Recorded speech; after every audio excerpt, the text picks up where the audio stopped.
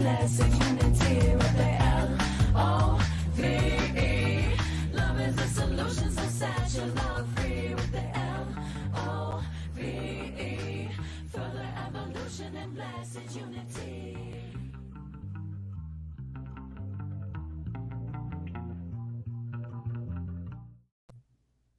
Good morning, self-lovers. Welcome back to the Self-Love Show. We are tuning in live today at 10 a.m. always on Thursday. And thank you for our viewers that tune in weekly with us. We are so grateful for you. And for the new ones, welcome. And just in case you don't know, we have an amazing YouTube channel that has all the previous 2 years of shows, which are gems. You know, there's a lot of good ones in there. And I just inspire you and encourage you to go there, like, share, and subscribe. And if you know someone that is needing some extra support in their life, send them to the Self-Love Show. I'm sure we have a topic that will be hot and resonate for them to support them, because the truth is self-love comes in a wide variety of aspects, and we all need the medicine of self-love. It grows us every day in our capacity to hold and embody more light and love and ultimately fulfill our purpose here on the planet. So we inspire you, we encourage you, and also on our Facebook channel and the Self-Love Show page, like and share out the video, because that helps our algorithm and grow. And guess what? That helps the message get spread far and wide for every person seeking more self-love. So thank you so much for that. And we have an amazing guest with us today. I'm so excited. Welcome, Dolphin Kasper. I'm going to read your bio really quickly, and then we're just going to jump into a juicy, hot conversation all about, what we're going to share about today. So Dolphin is here to share with us, and we'll be sharing personal stories, core principles, and powerful tools that lie at the heart of our more powerful and lasting relationship transformations. It will be playful, potent, and highly supportive to people who are ready to put their past to rest and become the central creators of their relational loves. The work is primarily about presence, vulnerability, and becoming the active ingredient in transformation on every level. Author, transformative communicator, and human potential enthusiast, Dolphin Kasper has always been keenly interested in the fundamental nature of the human condition and what its full potential is. Co-founder of Relationflix and founder of Evolve Now, he and the organizations he has created are dedicated to creating innovative opportunities for people to improve the depth, quality, and potential of their most cherished relationships. In his over 23 years of experience working with people and their relational lives, Dolphin has discovered incredibly powerful insights and methods relating to healing our past and taking full control of our present. From prison inmates to professional athletes, Dolphin has supported people from all walks of life to come home to their true nature and to transform their lives through the power of awareness and the intelligence of love. Yes, so good. Thank you for being present with us today. Thanks for having me. It's a pleasure to be here. I'm excited about the conversation. Relationships are the heart of the meaning of our lives. And a lot of people, I think in general, humanity has struggled with relationship, but this last little stretch has provided unique challenges for us. So I would love to just get into a conversation that everyone can benefit from around how do we create these breakthroughs that we're looking for. Beautiful. I really firmly believe that relationships are our pathway to ascension, so it's so true. It's our core relationship with self, spirit, and that's foundational and most important. Yeah. Relationships are the greatest wealth we have.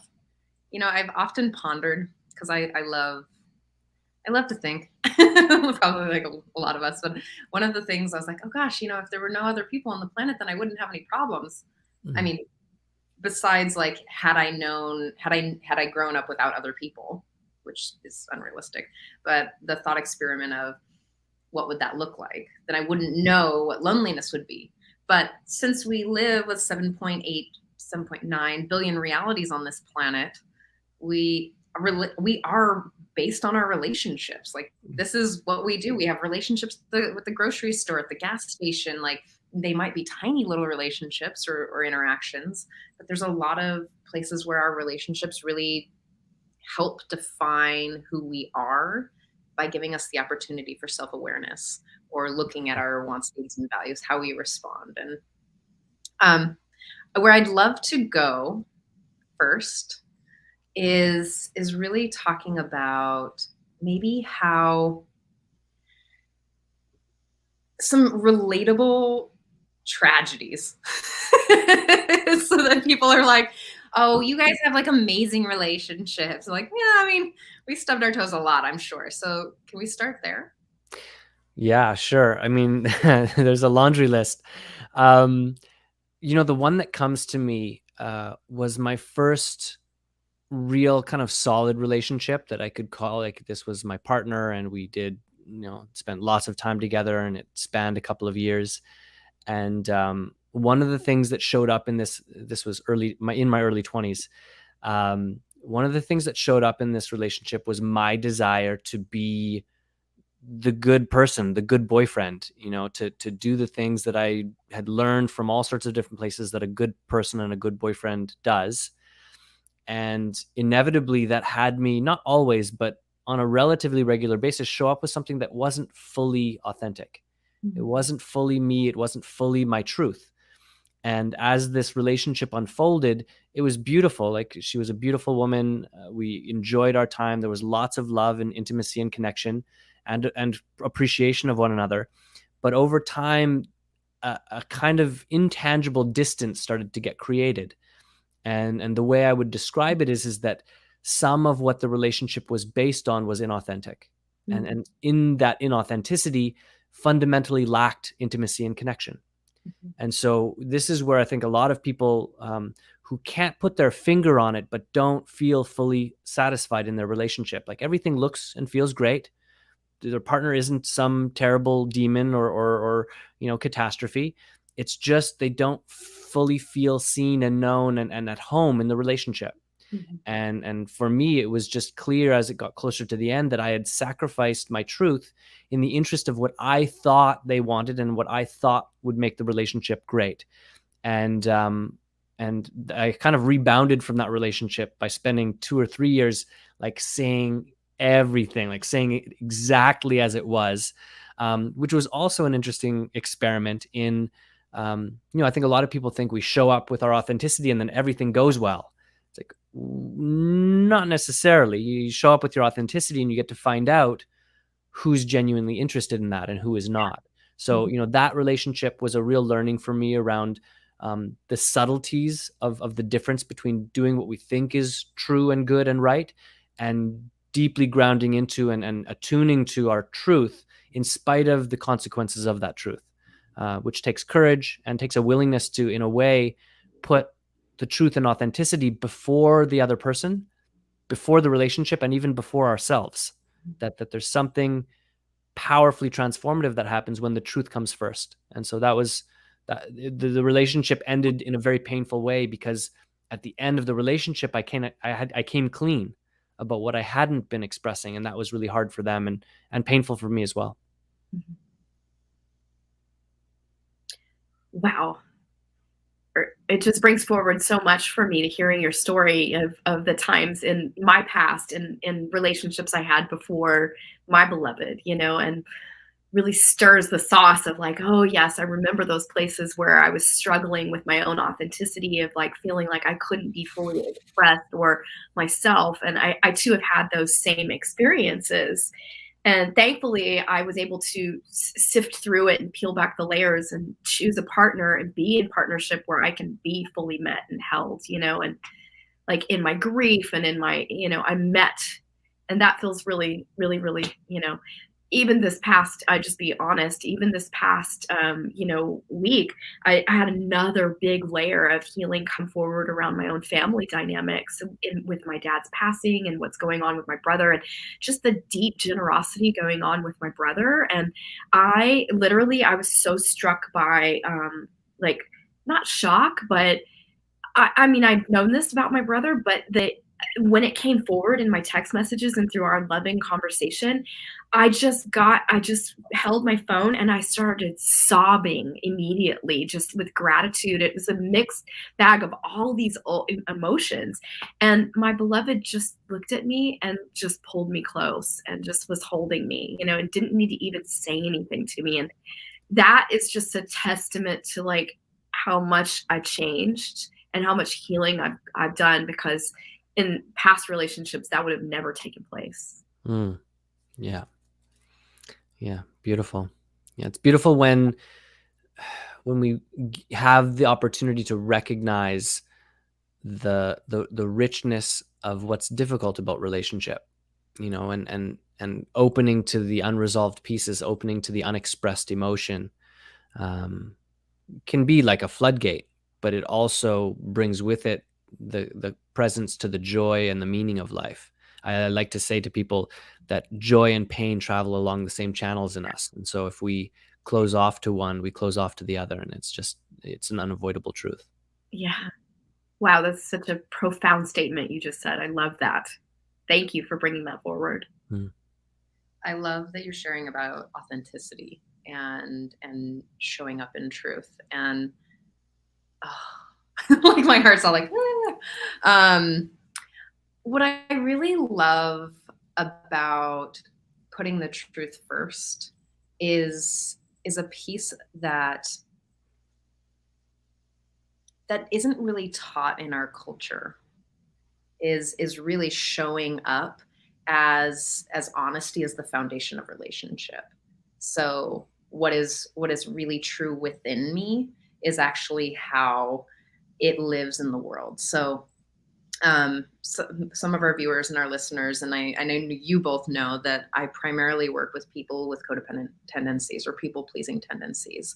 And that not only is it sort of like a familial pattern, but it's also like individual, cultural pattern or societal pattern to think that love is sacrifice or love is people pleasing, or if I fawn, or if I, what did you call it? Be the good boyfriend, or, or if I be the submissive woman, or God, what other, like, there's like a ton of freaking labels out there that we could be the perfect to wife. get the love that be the perfect wife, be the mom, wife. like these labels, right, that are actually, be a man, be a woman, be, like there's these boxes or these molds that we can fit into, which are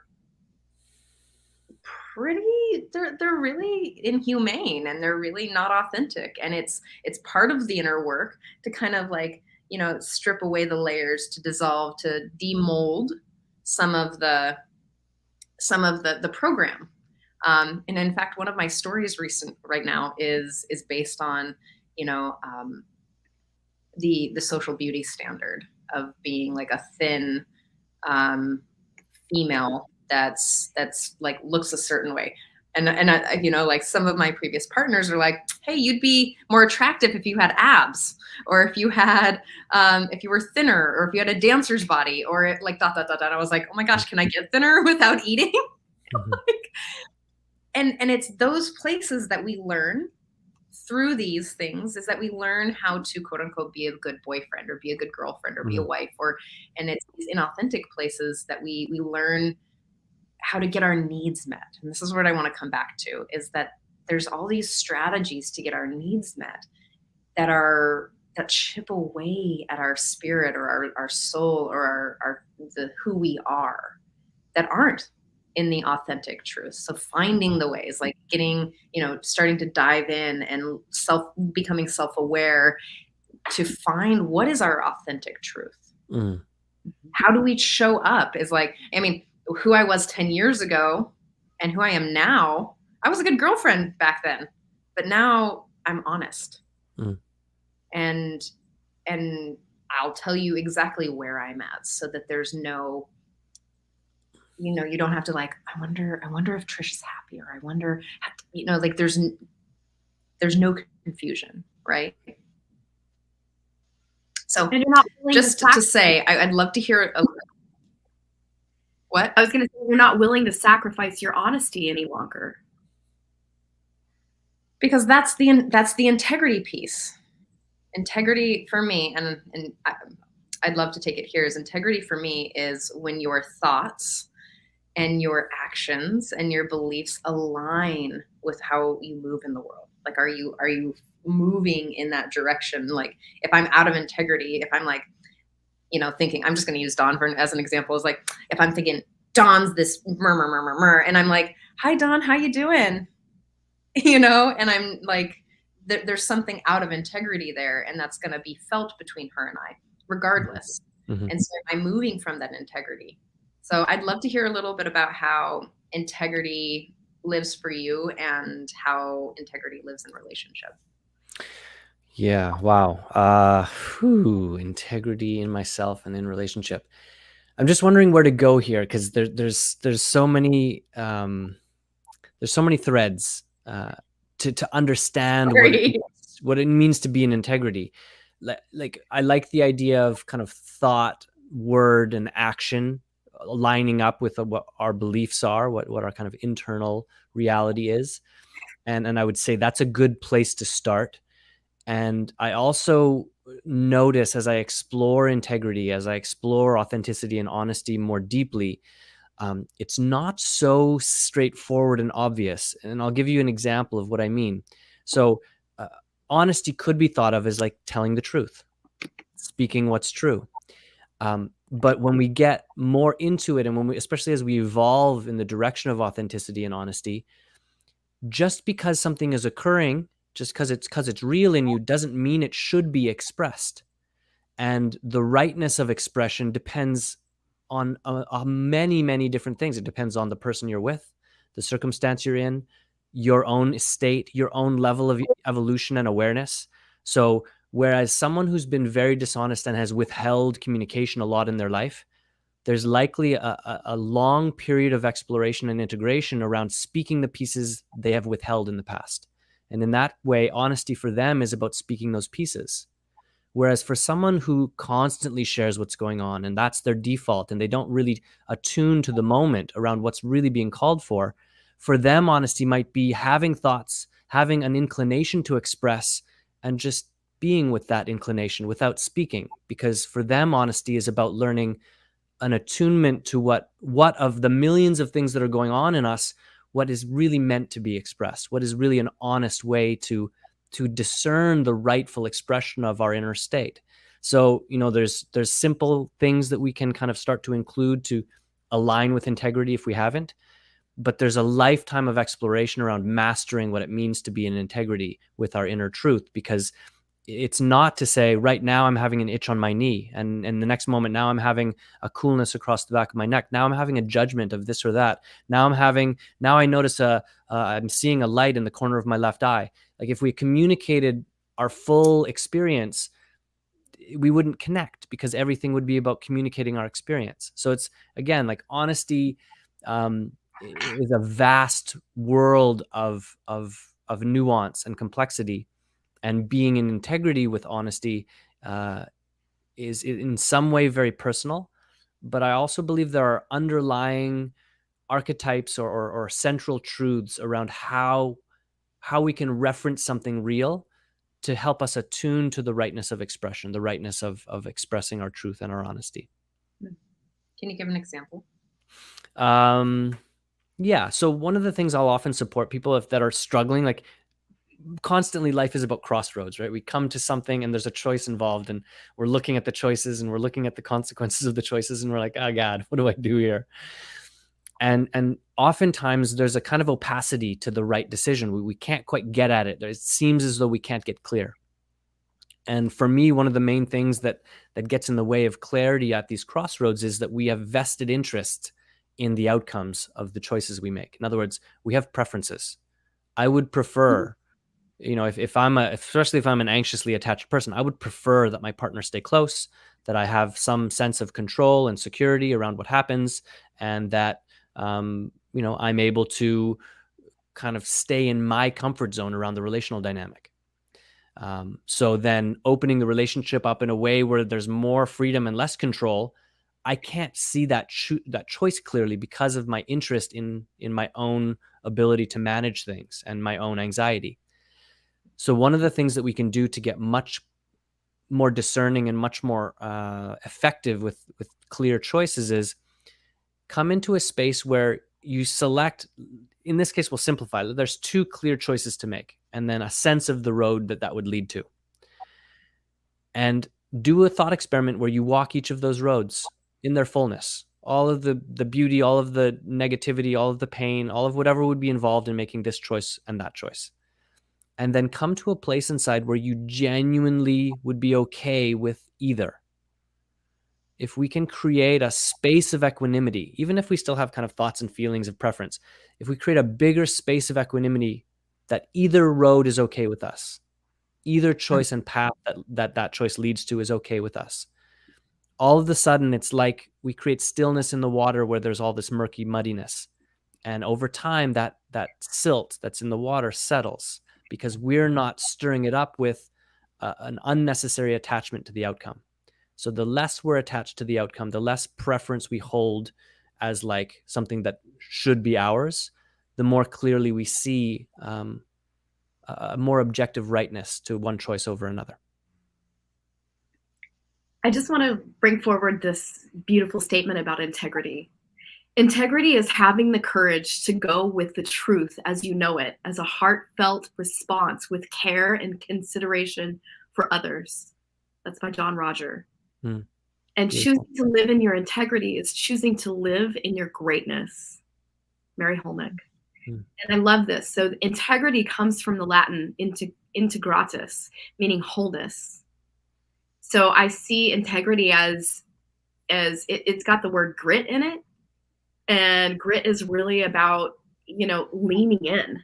Our spiritual curriculum is always being expressed through our relationships. And grit is an opportunity to kind of lean in where it might feel like a little sandpapery at times. And that's an opportunity to keep leaning in to the loving and leaning in and being willing to shine your diamond there. And that's that grit. And like, really, it's about alignment in the soul at all times and bringing back wholeness, because we really are an expression of wholeness always. So yeah, I just wanted to share that. Yeah, beautiful. I just read a piece from Ram Dass about life being our curriculum. Like each of us has our own tailor-made curriculum for our own learning and evolution. Absolutely. And that the contents of our life is the perfect curriculum for us. So I love that you brought that word in.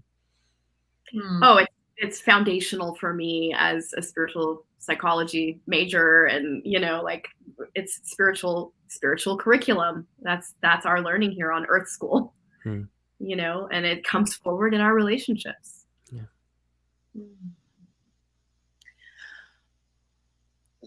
There's so many places that my brain goes generally. And I'm curious a little, so there's a discernment piece to integrity, and that's gonna take some practice. Because sharing like a moment by moment would just be kind of wild. And also what do we share and what do we withhold from other people in the sake of like how from the world. The discernment is what I also heard. We started the conversation with authenticity, and we started the conversation with like, how did you called it? You said something about it came clean. And I'd love to hear from both of you, and even the people who are watching and listening right now, is when was the moment where you were like, oh crap, I'm not being authentic here? And as an example, one of the pieces for me, I was in a 5-year relationship, deeply, it was beautiful and loving, and then it got really crunchy because I was fawning, meaning that I was being codependent because I didn't want the conflict, and there were, it was tragic and abusive mentally and physically in this moment, but there was a place where I really wanted to manipulate his reality so that I could get my needs for love met. And at a certain point, there was a moment where I was like, oh my gosh, I've contorted so much and I've become this mold of what I thought that he wanted that I don't even know who I am and I'm not happy anymore. I'm just like, I don't even know where my happiness lives or what I want because I don't even know. So I'm curious about your places of like your aha where you weren't living authentically or in integrity with your own values. I want to say one thing before I jump into that. You mentioned before this dichotomy of like sharing versus withholding, and Mhm. I think that's a dichotomy that plays in us for sure, but it's not really a binary. In other words, it's possible for there things to be at play in us that we don't share, but that we're also not withholding. So to me, withholding is a more like an active relationship with something inside that it kind of is calling to be shared, and we choose to not share it, which is a withholding, versus things that are just at play in me, and I'm at home with them, and I can see there's not a need to share them. In which case, it's not shared, but it's also not withheld. I just wanted to kind of make that distinction. I think it's important. Of Uh, course. yeah, I yeah, was tending to black and white. It's that you had used this term withholding before. yeah, yeah, And totally. I want to, great distinction there. Yeah. I mean, I don't need to share that I like, like I'm like, oh, I'm desperately needing to share that I ate gummy bears because I feel so something about it. And you're like, I don't care. Like it's about the distinction, the discernment of those moments. Totally. Yeah, Thank you for clarifying that. yeah, beautiful. Yeah, in terms of relating, as we explore honesty, it's not often that it comes through in a lightning bolt where everything dishonest gets illuminated and we can see it all. It's more that it comes in waves of different sizes. I think for a lot of us, there are consistent waves throughout the day of moments where an authentic way of being and expressing is at hand, and we just quash it. And for some of us, we don't notice that we're doing it. We're so trained in the management of authenticity because of the consequences of it. Like the only reason we would not be authentic is because at some point we were and it didn't go well, right? Like the cost of authenticity is high. So for us to subscribe to authenticity as a way of being is a reflection that we've done it and it didn't go well, and we decided that's not worth it anymore. Mhm. So for me, when I really am honest and I reflect, I notice subtle and overt ways throughout that 2-year relationship in this case, where I wasn't really available to my own truth. And that's for myself first. Like there's ways I wasn't expressing myself authentically because I wasn't present to them. And so that's still a lack of integrity with authenticity, even though I wasn't consciously going, oh, there's this thing and I'm going to choose not to share it with my partner. I was holding myself in a way that wasn't authentic. And so, for us to really realign with authenticity, it's strikingly uncomfortable to the degree that we've invested in anything inauthentic. So this is something where a strong amount of self-awareness and self-honesty and willingness to feel our own discomfort is required for us to begin cleaning out inauthenticity. And I don't like, I like the word cleaning. There's something unclean about inauthenticity, and we can get into the meaning that I ascribe to the word clean, but it's not even making inauthenticity bad. It's just that there's an experiential, relatable difference to when we're real and aligned all the way through, and when we're not. And not being real all the way through and with the way that we relate and communicate leaves messes. It leaves messes in our own conditioning, and it leaves messes in our relationships. And so for me, the cleaning is not, it's not like a good versus bad relationship. It's a clean versus not clean relationship. And that's an uncomfortable process. And very few people, like extremely few people, are clean all the way through. It's It's just a staggeringly rare thing in our world, not because it can't happen, but because the cost is so high. I'm gonna share a vulnerable thing that it's not in my relationship with my beloved, but it did come forward in relationship partnerships with work dynamics. And so I'm just going to share. I had this opportunity come to me through a beautiful person, and it was flowing and it was great. And the person that connected me to do the work loved me, and then wanted to all of a sudden cut the middleman out, right? And I didn't feel good about that. It didn't resonate inside of me. And so I was like, I asked questions and I worked for them, but it didn't feel good. And so I kept bringing it forward like, hey, to the actual person that was creating that scenario. And the cost is high of authenticity, right? And in the past, I would have never been brave to share that because it was riding on the edge of, oh, this is a job I need, right? Those kind of things. And I just was brave. And I said, you know what? This is inauthentic to me to withhold how I truly feel about this. And I'm going to practice my bravery here. And ultimately the cost was high. I lost the opportunity because they were like wanting to move me into a position of doing like online things and but at the cost of cutting out relationships that I was like, this is so not authentic for me. And so I sacrificed the whole thing by being authentic. Mm-hmm. And that's okay because I know I'm in alignment with spirit ultimately, and I didn't hold back my truth. And I know that greater opportunities are unfolding because I said yes to me and yes to honoring my relationships on a whole.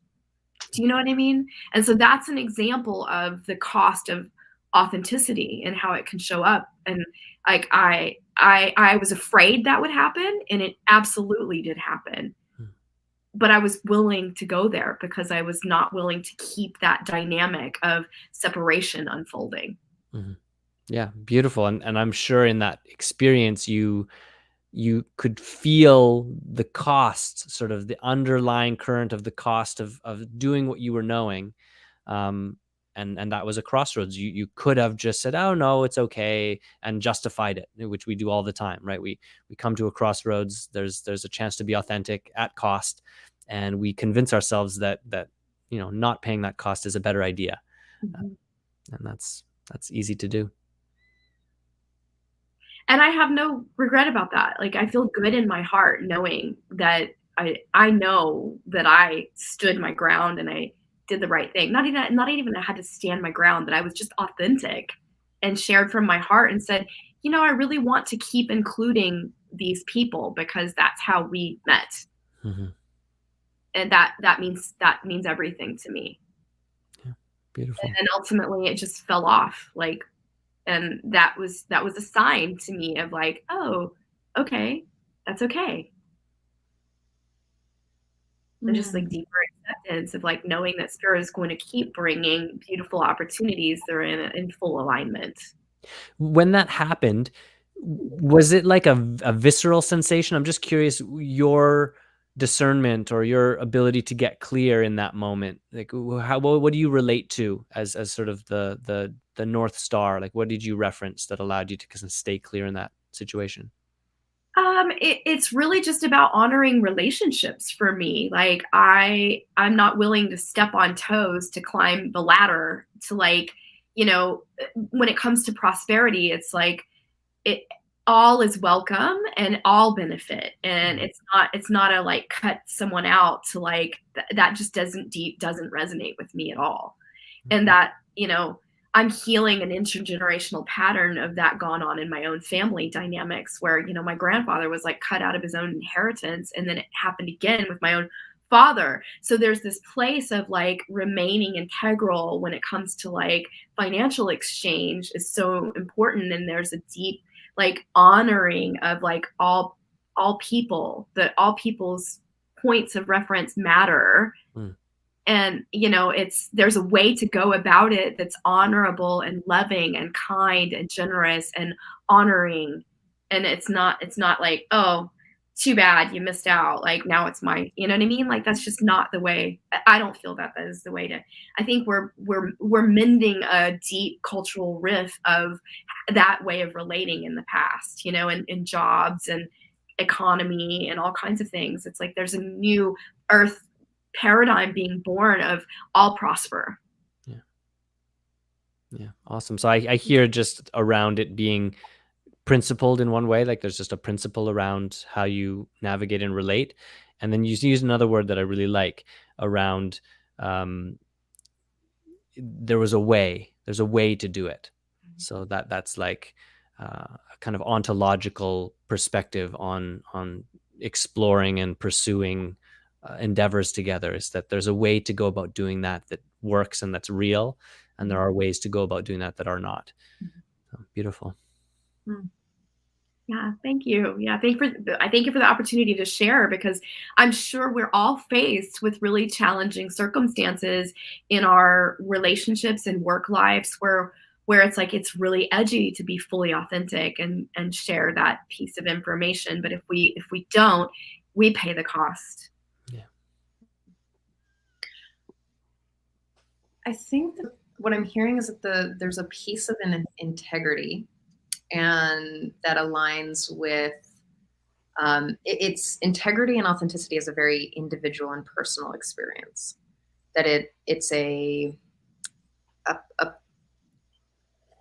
dare I say a place, for lack of a better term in the moment, but there's a foundation or a value system in which you live from. And so Dolphin, your integrity and my integrity, or Don, like all of our integrity and our authenticity lives in a different way.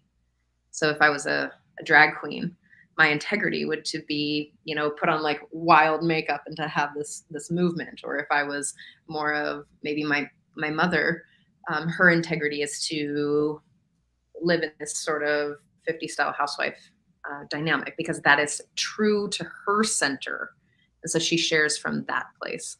So what I'm hearing from what in Dawn's story and what I heard is that place of not just stream of consciousness sharing on your honesty, but really sharing what feels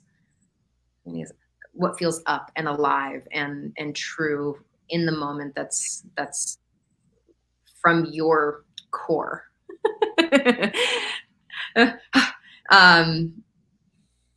Yeah. So to kind of nail this down, or to like drop it down, is like a personal experience around. I'm trying on this experiment right now, where every decision that I make is based on nervous system regulation, because I have a tendency not to do that. And I'm just like, I wonder what it looks like, and that is this experiment is part of my integrity of like seeing how to notice what my body feels like and what looks And so I have a decision that I needed to make at 10 today about integrity, about my living in my integrity and showing up for another person, and being clear on a time frame. So in that sense of showing up in, can I be fully present? Is it fully in my nervous system to show up in that way? Right. So Dawn's nervous system, or Dawn's value system, your value system, is really individual. How we live in authenticity is very individual. How we show up in our, relationships and what we want there, to step out of the mold of what we're taught to do. Right. I don't know if that made any sense. Yeah. Like, it made sense to me. I think I want to kind of open the dimension of that, what you're sharing about, in terms of the individuality, the individual nature of rightness, we might call it, like a right thing to do, a right way to be. It's clear that if I try to be you, that will inevitably take me away from being true to me in certain ways and on certain levels. However, if we look at it from just a different angle, where 99.99999% of our genetics is the same, Yes. We are far more alike than we are different. Far Mhm. more. Now, the differences are quite obvious to us. They're overt and they're obvious and they're on the surface. But if we dig just a little bit below the surface, we are so much the same, so as to make us, you know, akin to clones of each other with different content that has Mm. populated our lives. And so, I think there are underlying principles, underlying archetypes of human existence that are universal. And I think the attempt to erase that universality is incredibly problematic. Just like erasing as Yes. if the surface differences aren't there is also problematic.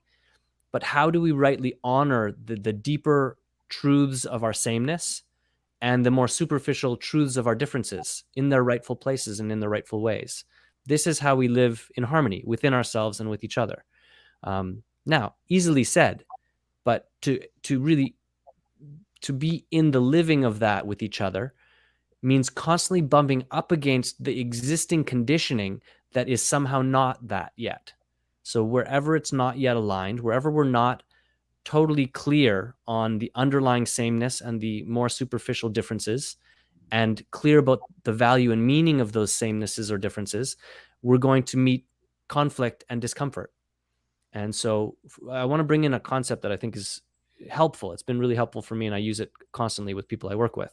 And that is, if we want to break life into two categories, just as a thought experiment, if we want to go there, is like there's the content of life. Yeah. The content of life is the things, the people, the experiences, things we can count, things we can label. And then there's the context of life. It's the container, the space within which life unfolds. And when we can start to let in the idea that the context is not static, Yes. as a human being, somehow I have access to directly changing or shifting the context. I can create a very small, narrow, rigid context for my life, and the content of my life and how I make sense of it plays in a certain way.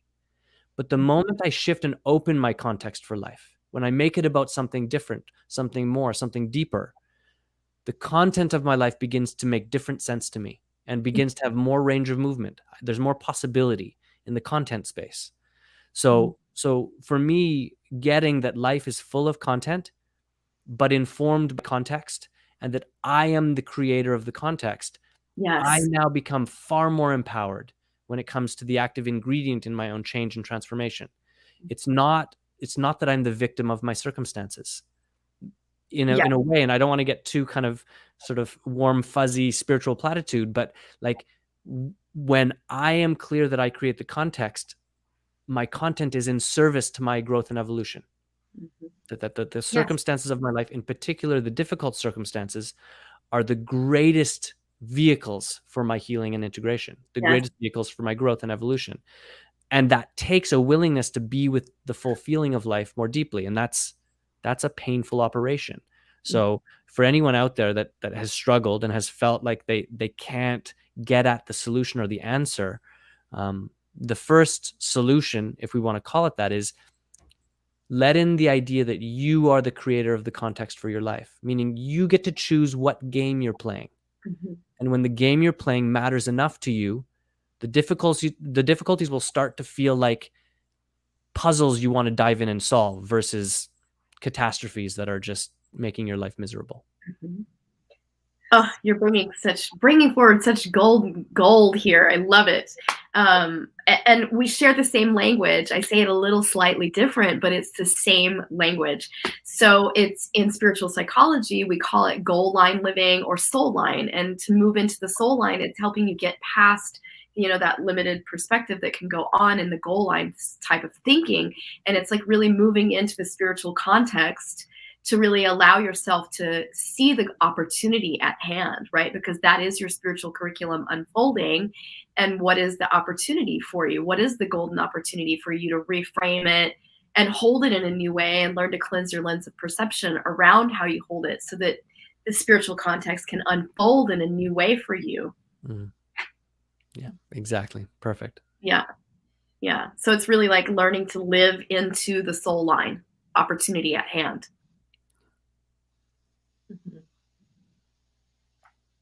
Yeah. Wonderful. Wonderful. There's so much that I want to talk about. Like I'm like, oh gosh, this show could go like forever. And I realize I'm looking at the time and realizing that there is a place that we should go, maybe. Because I mean, this is so juicy. Like this particular nugget that you share, Dolphin. This one would be a really fun place to really evolve a larger conversation about how to like how to actually work this and how to play to really expand this in every day. Mm. Oh yeah, God. Yeah. So and really I love how you share it, and I love where your heart is so much. Beautiful. Um I mean, just what you brought there, I think for a lot of people, the content is all they see. So, and it's Yeah. normal and natural for that to be the case. You know, like there's the mortgage, and there's the kids, and there's the schedule. Yeah. Like make it so sometimes our viewers have shared that they like the language in bite-sized pieces. Yeah. So it's like I couldn't follow this show because it was too like the concepts were too big. So share more about what content would look like, Yeah. and Yeah. then what context looks like. Yeah. That'd be Cool. Yeah. So for someone that feels overwhelmed with life and they don't have a lot of time each day, they feel like they run out of time. They get into conflict with their partner because there's too many things on their plates and things are getting dropped and there's stress. Maybe there's sort of financial pieces at play in terms of just being able to afford the basic things that need to get afforded. In those cases, the nervous system is getting activated in a way that's something like survival mode. So, and there's a lot of evidence around this in terms of the research. Modern human beings are in a stress response the majority of time. So that we're in this state of feeling triggered and anxious and at odds, or at least in defense against the threats that we perceive in life. And on some level, we know that we want more space, we want more connection, we want more ease. The challenge becomes like, what's the pathway? Like, how do I actually start to create that for myself? And so I want to just give two really simple pieces that I think are incredibly potent and accessible to everyone.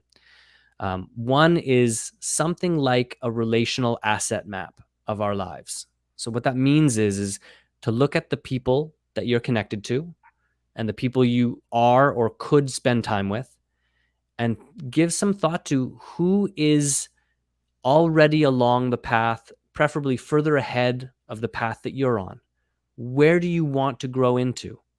And who do you know and are connected to that is sort of already moving in that direction or ahead of you along that path? Excuse me. Find ways to connect with them more often. Find ways to spend time with them more often. Even if you're not directly, like maybe it's a coach and you want to work with them, that's great. But even if it's just going and having tea with someone, when people have embodied integration and growth, we get that just from being around them. Like nothing is more powerful to a dysregulated nervous system than a regulated nervous system. So how do we begin populating the time and spaces of our lives with people that are what we want to become? That's one of the simplest, most powerful ways we can start to transform. Gorgeous. The other one that I want to share, just because it's so simple but not implemented, is you already have things that nourish you. So it could be that there's a sport you used to play when you were younger and you loved it and you felt alive and it gets your blood flowing, your body moving, your sweat rolling. But you haven't played it in 5 years. Or maybe there's an art, a way to express yourself. Maybe there's a martial art, or maybe there's a community project or a nonprofit. Pick one thing that you know makes you feel good about life that you don't do anymore, and populate, even once a week, populate your life with it again. So if we do those two things, everything else is great, but those two things feel like the simplest, quickest, easiest ways for us to begin creating momentum in the direction of our own healing and growth. Dolphin, I love you. You're just Wonderful, wonderful advice. Thank you so much. Speaking of advice, I bet you have something you might want to share for this afternoon. Morning. Where are you? I'm Speaking of. I'm mountain time. I think we're just crossing over. Yeah, we're just near noon here. All right. So yeah, you guys asked me to share a piece, like a process that we can use. And yeah, I thought about this one for a little while. And one of the things that I love to do is I love to guide people in something that has made a big difference for me. And so this one is about withholding. It's about how we clean up our withholding. And so what I want you to do is I want you to take a moment, if you feel comfortable and you can sit up straight and kind of align all of your joints and bones in a comfortable way. And if you feel safe enough, you can close your eyes and just begin to take nice, full, nourishing breaths. Don't try to do anything special with your breath. Just notice and enjoy what it is to take a breath in your body.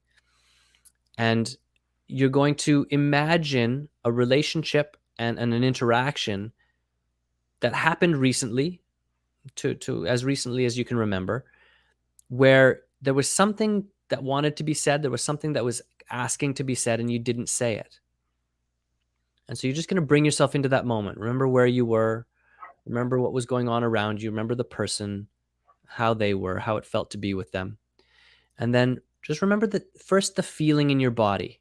Usually the feeling in our body that says something uncomfortable is calling to be spoken.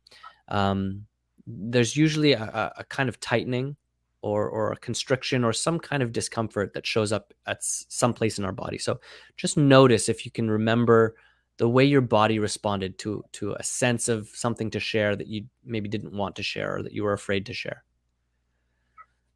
And just allow it. Instead of seeing or perceiving that discomfort or that tightness as a problem, consider it as a part of you bringing a really important message, which is probably something like, there's something important going on right now, and it's probably going to be uncomfortable to share this.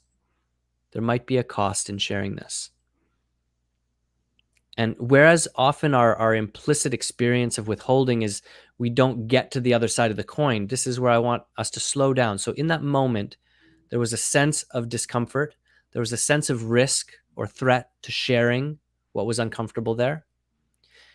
But then the other side of the coin is, what's the opportunity in speaking that truth? What happens if you decide it's just what's going on and it's okay? And in spite of the result of sharing this, it's a truth that's good to share. It nourishes my own relationship with authenticity. And in a real way, it nourishes the relationship I'm in through authenticity. So I want you to just take a little bit of time where there's room for this experience to be uncomfortable. It's not wrong or bad. And there's a space and a time that we're creating to tune into the value and the opportunity in doing what is difficult or uncomfortable. And so I'm going to give you a few seconds just to tune in. What would that be for you? What is the opportunity of sharing something that you've withheld from someone that you care about? What would be possible through that share? And then just feel and see yourself in a way that's very clean and clear, speaking the truth of that.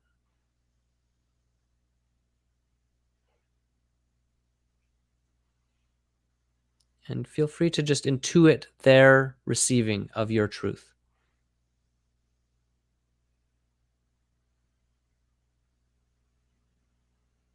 So this is a version of what I call rehearsal.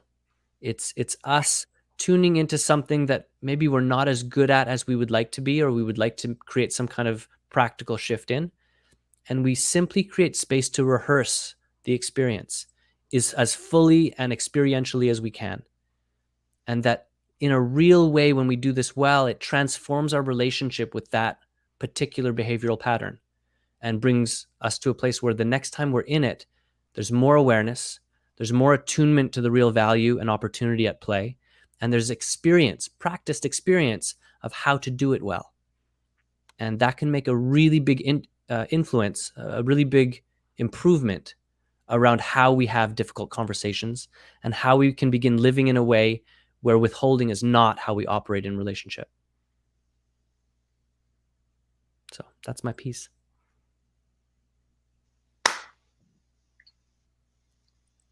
Yes. Thank you Thank for defining and giving us a tool for withholding, and really,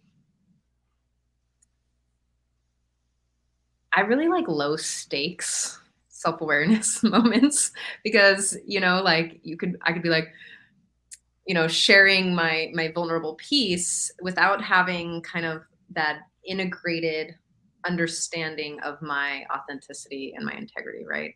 And sharing from this like nervousness or this like uncentered place can be so, it can just land really oddly for self and other. And to be able to practice this before is like, oh, am I not sharing my full loving truth? You don't have to be brutal with it. You can be like, hey, I'm not moving in the way that I said that I was moving, and what show it. And so gosh, yes. I love that you brought in the piece about withholding, because it's so, how often do we do that in the world, that we're like, and then we pause because of the fear, because of the, oh my gosh, I'm not going to get what I want, or the love that I need, or be met in the way that I'm hoping to be met. It's pretty common.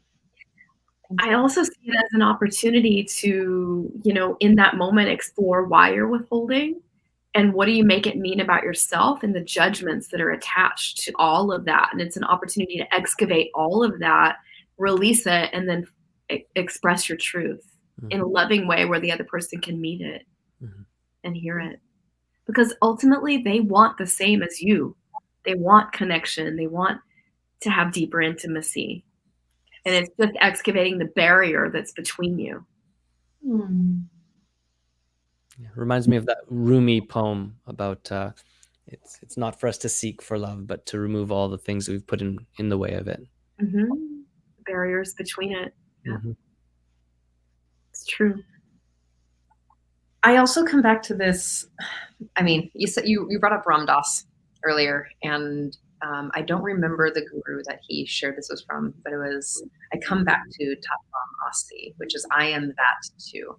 So when in the moments of wanting to withhold, or in the moments of a judgment against another person, it's like, can I just take the breath, the pause, and be like, oh, I am that person as well. That all lives inside of me, and it's a place where I'm creating the judgment or the barrier to love within and without. So. Yeah, I think it was Ramana who as a student of his was asking, about enlightenment and integration, and once you do that, they were asking, well, then what about the others? Like, what do we do about the others that are not that yet? And Ramana said, there are no others. Ramana Maharshi. Yeah. There are no others. Well, actually, I think his words were, what others? What others, exactly. Yeah. I mean, it's true, we all three shared a little bit of this. It's the finding, gosh, the being human is a wild experience. Like, this Disneyland is like amazing. It has all sorts of experiences, and woo! And what I love about sort of what we're all talking about is finding the individual and honoring that, but also honoring the collective, the whole. I call it the triple win. Because if Dolphin wins and I win, then everyone wins. Is that like, can we like move from that place? That's part of my value system. So in that sense of like, and Dawn shared that as well in her words. So remembering that we are all the same, and would you say the content is different? Yeah. Oh, what a great show. I'm gonna ponder this today and get all juiced up. I'm gonna juice it up for my day. Dolphin, tell us a little bit about your projects and where to find you and how that all. Yeah. How do Cool. we find more of you? Thank you. Okay, well, I mean, I have two projects. One includes me, but I'm really in the background, and that is Relationflix. So this is an online platform with a beautiful, robust group of educators from a whole bunch of different lineages and modalities and perspectives, bringing you everything you need to know about transforming your relational life. So it's an online subscription-based platform. We wanted to make it really accessible and just put as much knowledge and information in people's hands to help them transform their romantic lives. Lots of things coming. There's a writers community bubbling. Live broadcasting will be there soon, and just a large video on demand sort of content ecosystem that you can plug into. And yeah, people can get that through relationflix.com. And that's FLIX, FLIX.com, and at Relationflix Official on Instagram. Those are probably the two primary places. There's YouTube and there's Facebook as well, so you can seek us out. The other piece that I'm doing, I'm just in completion and pre-sale of a long-term group coaching program called the Relationship Breakthrough Accelerator. So that's pouring my 23 years of experience into a program that people can plug into and get powerful, immediate transformation and results, and long-term support and community, which feels like often a missing piece for transformational programs. So that's, people can just go to my Instagram at Dolphin Kasper. So it's DOLPHIN KASPER. That's my Relationflix, or sorry, that's my Instagram handle. And my bio link, the link tree, has all the things you would need to kind of reach out. You can get on a call with me and we can chat about whether the program is a fit. And yeah, it's just for anyone that has long-standing patterns and dynamics of feeling stuck, feeling unmet, feeling like they can't create the relationships they want.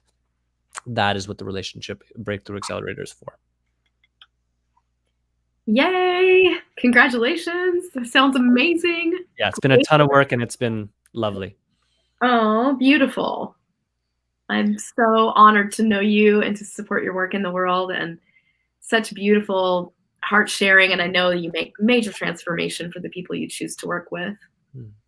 And if you haven't seen Dolphin's content or Relationflix, you should check that out. I posted all the links, and it's so juicy and good. And for someone else that I know that knows all about how much work creating a program is. Yes, I'll take the floor. So thank you. Thank you. Find the most awkward ways to pass the baton to Dawn. It's just like not my forte. I love you so much. Thank you. Yeah, so this is really an opportunity. I have a beautiful 4-day Sovereign Queen Challenge coming up for those women that are ready to really explore a deeper dive into their relationship dynamics. I do the similar work, and it's an opportunity. It's a 4-day free spiritual activation for women seeking really, if you've been in a relationship, long-term relationship, or just experiencing deep patterns, again, where you haven't felt, met, seen, heard, or it feels wildly out of balance and you can't figure out how to restructure it, rework it, and you're ready for that deeper exploration. So this is a beautiful opportunity to come and learn why, the number one reason why triggers take place in relationships firsthand. There's a lot of juicy activations. I'll be giving away gifts and amazing things for 4 days. It's free. It's August 15th through the 18th. And then from there, I'll share all about my beautiful program. The opening, the doors will open again in September probably. And so Unleash Your Sovereign Queen, and it will be transformed. It was a 9-week program, but I'm actually going to extend it and make it longer. So that's exciting. Yeah, so come join me, get the activations. It's free. It's juicy and delicious. The link is in the chat, and I'm so excited to have you. Sounds amazing. Yeah. Thank you both for. Go ahead. Oh, I said it's just been really, really fun. I launched my first group this year after preparing all last year, and I'm in the middle of it now. And it's so amazing. It's just been so heartwarming and opening, and seeing all the women's transformation taking place. I mean, I'm just like crying. It's so powerful. The healing taking place is really mind blowing. I'm also in it, and it's amazing to watch the impact of the work that you've poured your heart and soul into, Dawn. Yeah. Thank you. Believe me, I've seen it. I've seen the hard work. Many, many calls. Thank you so much, you both. And Dolphin, for Relationflix, and for your heart and soul into that project as well. And the content that you're stepping into a lot of really cool projects, and I love watching where you're going as well. And I love being part of it. Like your whole community is so, it's like a hand-picked, juicy, canoodly, boundary puddle of just people who are just so loving and honest, and who know their work, and who are really, showing up for relationships as well as Relationflix. It's a really cool experience to be part. Yeah, beautiful. It's awesome to have you. And yeah, for me, it's a pleasure. You talked about a triple win. That's really what it feels like to me. I get to enjoy all the beautiful people I work with, and that we get to deliver just amazing value and support to people that really want it. So it's a gift. I love it. I want to start off with my thank yous today for the people who are listening and watching and sharing us out, and really showing up. Like, our viewers and our listeners, sometimes you text us and you message us, and sometimes we don't even know the impact that we're making. That when you share how this is showing up for you, and when we can integrate the people that we love, the coaches that we love, like, thank you so much for being here and for really showing up every week. I'd also love to thank Sign Network for sharing us out to over 50 pages today, and Scott Katamis, Love Coach Academy and Global Peace Tribe. Your love and support means so much as we grow our little show. I'm excited for next week as well, and we will see you all 10 a.m. next Thursday. Thanks so much. Have an amazing week.